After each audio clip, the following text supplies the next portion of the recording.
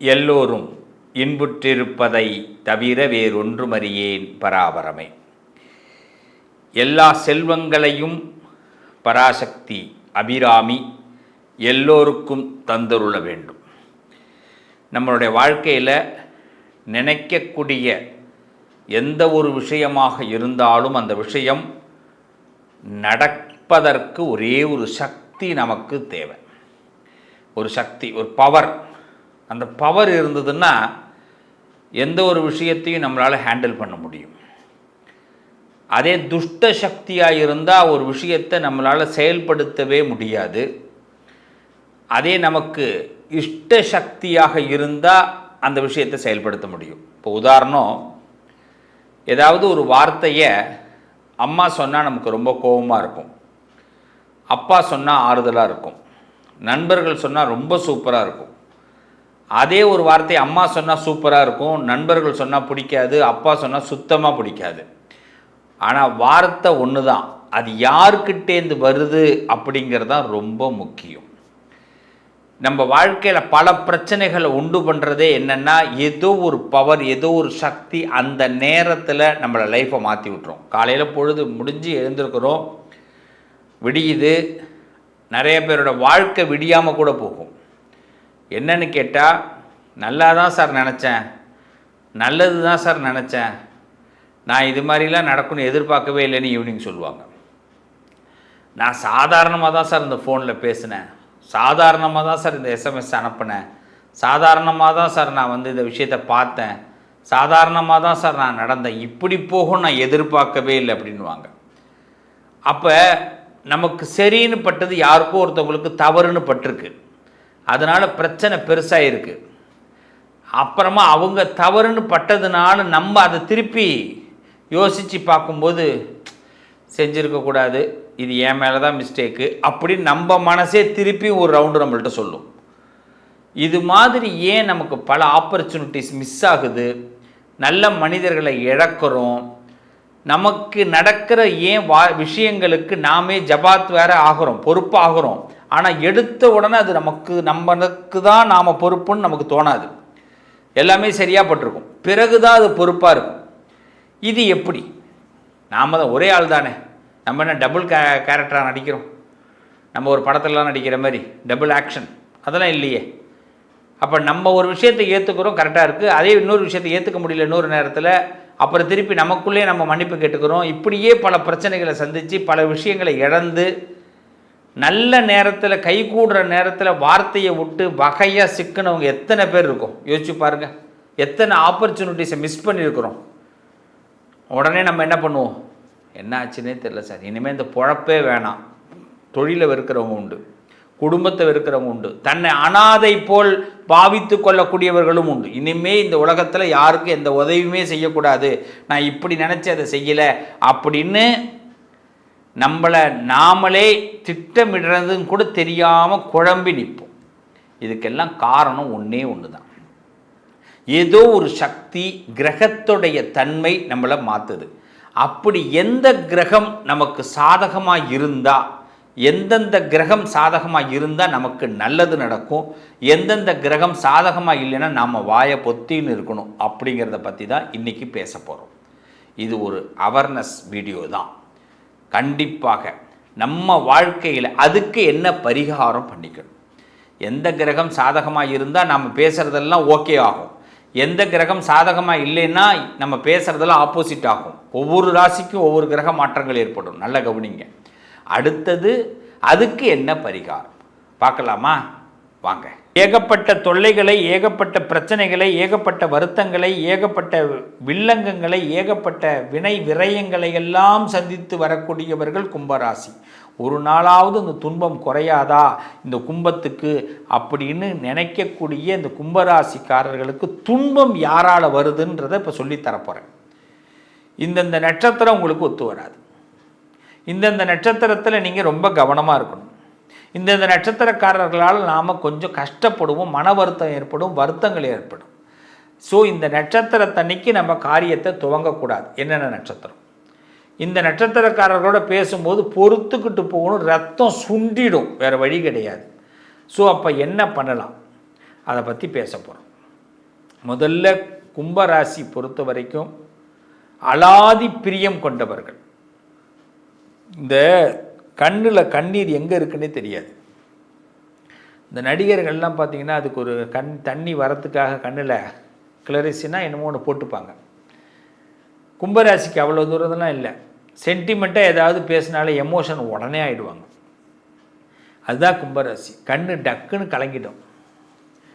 அதுவும் சில படங்கள்லாம் பார்க்கும்போது பார்த்திங்கன்னா தேட்டரில் போய் உட்காந்துருந்தீங்கன்னா யாரெல்லாம் அழுகுறாங்கன்னு டார்ச் லைட் எடுத்து பார்த்தீங்கன்னா அழுகிறவங்க எல்லாமே அதிகபட்சம் கும்பராசியாக தான் இருக்கும். உடனடியாக சின்ன விஷயத்தை கூட, அது பாசமாக இருக்கட்டும், அன்பாக இருக்கட்டும், பரிதவிப்பாக இருக்கட்டும், ஏமாற்றமாக இருக்கட்டும், தாங்கவே முடியாது. மனசு குமுறி அழ ஆரம்பிச்சுடுவாங்க. அது அவங்களுடைய பலகீனம் அல்ல, பலம். ஏன்னா இந்த கும்பராசி அதனால தான் இந்த அழுக வர்றதுனால தான் சில விஷயத்தை ஞாபகமே வச்சுக்கிறது கிடையாது. பழசெல்லாம் டக்கு டக்குன்னு மறந்துடுவாங்க. எதிரியை மனசுக்குள்ளேயே வச்சுக்க மாட்டாங்க. இந்த அழுக அவங்களுடைய பெரிய பலம். அப்படிப்பட்ட இந்த கும்பராசிக்கு இப்போ பார்த்தீங்கன்னா ராசிக்கு 12ல் செவ்வாய். நீங்கள் ஏதாவது ஒரு விஷயத்தை, பூமி சம்பந்தமான விஷயத்தை இறங்கி செய்யுங்க. தைரியமாக ஒரு விஷயத்தை ஃபேஸ் பண்ணுங்கள்.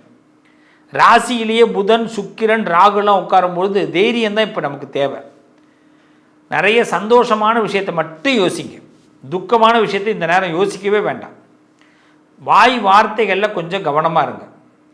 எதுவாக இருந்தாலும் துக்க விஷயத்தை நிப்பாட்டிட்டு இன்னொருத்தனை எப்படி சந்தோஷப்படுத்தணும்னு இப்போ பாருங்கள். நம்ம வண்டி நல்லா ஓடும். அதாவது இன்னொரு முடிச்சு அவுத்தோம்னா நம்ம முடிச்சு கிளியர் ஆகிடும். ஆனால் அதே நம்ம முடிச்சு அவுக்குன்னு மட்டும் இப்போ முயற்சி பண்ணாதீங்க. இந்த நேரம் நல்லா புரிஞ்சுங்க. அதுக்கு இப்போ என்ன பண்ணணும்? இன்னொருத்தவங்கள சந்தோஷப்படுத்தும். இன்னொருத்தவங்க தேவையை இப்போ பூர்த்தி பண்ணி நம்ம தேவையை நடத்திக்க போகிறோம். இதுதான் ஃபார்முலா. இன்னொருத்தவங்க தேவையை, சந்தைக்கு ஒருத்தவங்களுக்கு போய் பொருள் வாங்கி கொடுக்குறோன்னு வச்சுங்களேன், அந்த பொருள் வாங்கி கொடுக்குறதுல நமக்கு சந்தைக்கு பொருள் வாங்கிட்டு வந்துடலாம்.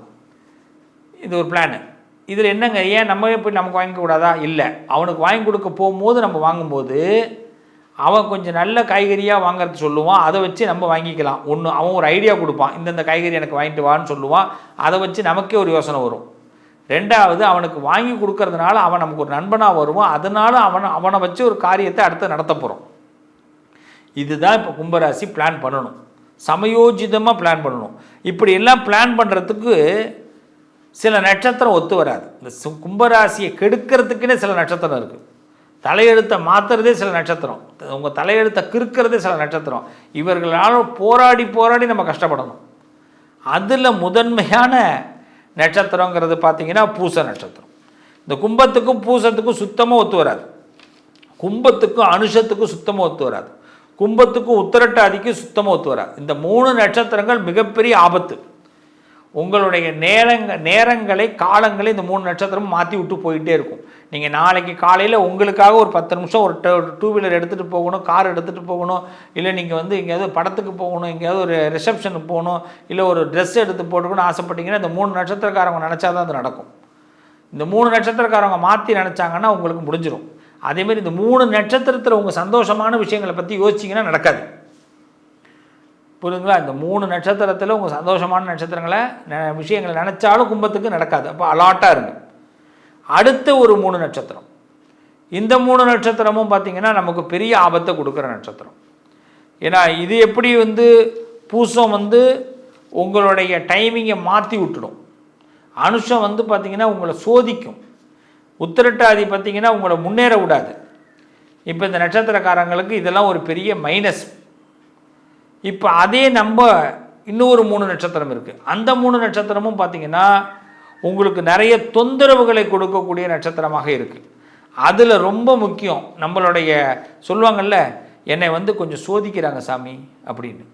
அந்த சோதிக்கிற இடத்துல பார்த்திங்கன்னா பரணி, பூராடம், பூரம், இந்த 3 நட்சத்திரம்.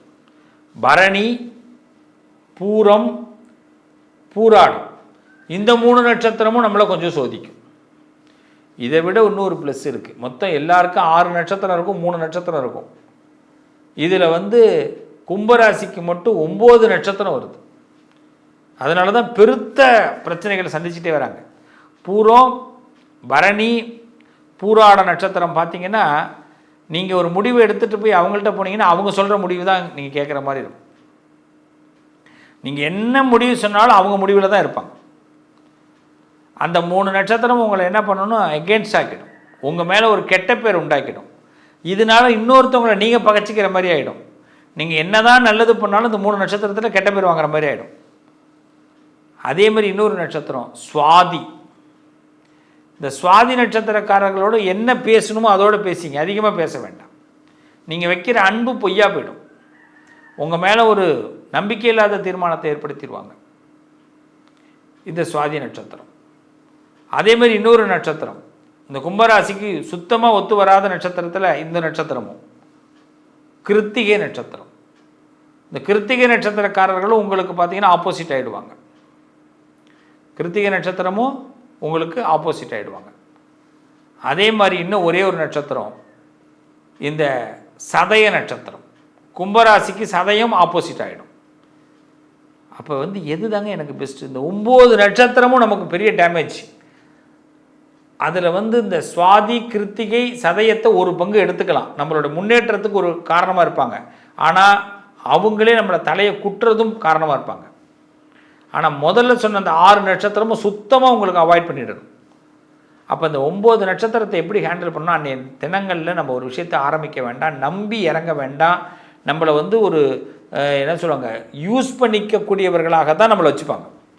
அவங்களுக்கு யூஸ் முடிஞ்சிருச்சுன்னா அவங்கள தூக்கி போட்டுருவாங்க, அவ்வளோதான். அந்த நாளில் நம்ம ஒரு பெரிய பிரபலமாக போகிறோம், ஒரு சுபகாரியத்தை செய்கிறது, இல்லை அந்த நபர்களோட கூட்டணி வச்சுக்கிறது, நம்பிக்கையோடு நீங்கள் போனீங்கன்னா அந்த நாள் நமக்கு சாதகமாக வராது. இதை மட்டும் ஃபாலோ பண்ணுங்கள். அடுத்த பதிவில் நான் 3 நட்சத்திரம் ரொம்ப பெஸ்ட்டான நட்சத்திரம் எதுங்கிறத சொல்ல போகிறேன், அதுக்கு காத்துருங்க. அதில் உங்களுக்கு அவிட்ட நட்சத்திரம் உங்களுக்கு பெஸ்ட்டாக இருக்கும். கும்பராசிக்காரர்களுக்கு அவிட்ட நட்சத்திரத்தில் ஒரு காரியத்தை செஞ்சிங்கன்னா, பூரட்டாதி நட்சத்திரத்தில் ஒரு காரியத்தை செஞ்சிங்கன்னா பெஸ்ட்டாக இருக்கும். சதய நட்சத்திரத்தில் ஒரு காரியத்தை செஞ்சால் பெஸ்ட்டாக இருக்கும். ஆனால் சதய நட்சத்திரம் என்ன பண்ணுன்னா, பாதி ஆதரவு கொடுக்கும், பாதி ஆதரவு கொடுக்காது. ஆதரவு கொடுக்குற மாதிரி கொடுத்து கும்பத்தை ஏமாற்றிடும். அதனால் சதயம் வேண்டாம். பூரட்டாதியும் அவிட்டமும் உங்களுக்கு பெஸ்ட்டாக இருக்கும். ஒரு 3 நட்சத்திரம் உங்களுக்கு பெஸ்ட்டாக இருக்கும். அது அடுத்த வாரத்தில் அடுத்த பதிவில் நான் உங்களுக்கு கொடுக்குறேன். இப்போ பார்த்தீங்கன்னா சுக்கிரன் உங்களுக்கு ஜென்மத்தில் வராரு, புதன் இருக்கார், ராகு இருக்கார், 12ல் செவ்வாய் இருக்கிறதுனால சமயோஜிதமாக உங்கள் சந்தோஷமான விஷயத்துக்கு இப்போதைக்கு பிளான் போடுங்க. அதுவும் இந்த நட்சத்திரத்தில் பிளான் போடாதீங்க, அதை மட்டும் அவாய்ட் பண்ணிக்கிங்க. கண்டிப்பாக நல்லது நடக்கும். நீங்கள் நல்லது நடக்கிறதுக்கு என்ன செய்யணும், இந்த நட்சத்திரத்திலே நான் அவசியமாக ஒரு விஷயத்தை செய்கிறேன் சார், இந்த நட்சத்திரக்காரர்களோட நான் ஒரு டையப் வச்சுக்க வேண்டிய கட்டாயம் வருது, நான் என்ன பண்ணுறது அப்படின்னா, துர்க்கை அப்படின்னு சொல்லுவாங்க. கை கொடுப்பா, அவள்கிட்ட தான் துர்க்கை கை இருக்குது. அந்த துர்க்கையை வணங்குங்க. அதே மாதிரி பெருமாள் மீது பாரத்தை போட்டுட்டு இறங்குங்க. கும்பராசிக்காரர்கள் யார்கிட்ட பாரத்தை போடணும்? பெருமாள்கிட்ட. பெருமாளே நாராயணா, வாசுதேவா, திரிவிக்ரமா, வாமனா, ரிஷிகேஷா, பத்மநாபா, உன் மேலே பாரத்தை போடுறேன். ஸ்ரீதரா, கோவிந்தா, என்னை கீழே இறக்கிடார், உன் மேலே ஒரு பாரத்தை போடுறேன்னு கும்பராசி பாரத்தை போட்டுட்டு துர்க்கையோடைய கையை பிடிங்க. லலிதா சகஸ்ரநாமம் சொல்லக்கூடிய பாராயணத்தை பண்ணுங்க. அம்பாள் நல்லதை செய்வா. ஆனால் இந்த 9 நட்சத்திரத்திட்ட கவனமாக இருங்க, உங்கள் தலையெழுத்தை மாற்றுவாங்க. உத்தரவு, நல்லது நடக்கும். உங்கள் அதிர்ஷ்டத்திற்கான தீர்வு: கல்வி, பதவி, யோகம், தொழில் வளர்ச்சி பெருக. ஜாதகம், வாஸ்து, திருமண பொருத்தம் பார்க்கவும், பிரசன்னம் கேட்கவும். Positive lion doctor Sivasri Manikanda Sivam. தொடர்பு கொள்ள வேண்டிய வாட்ஸ்அப் எண் 7904137178.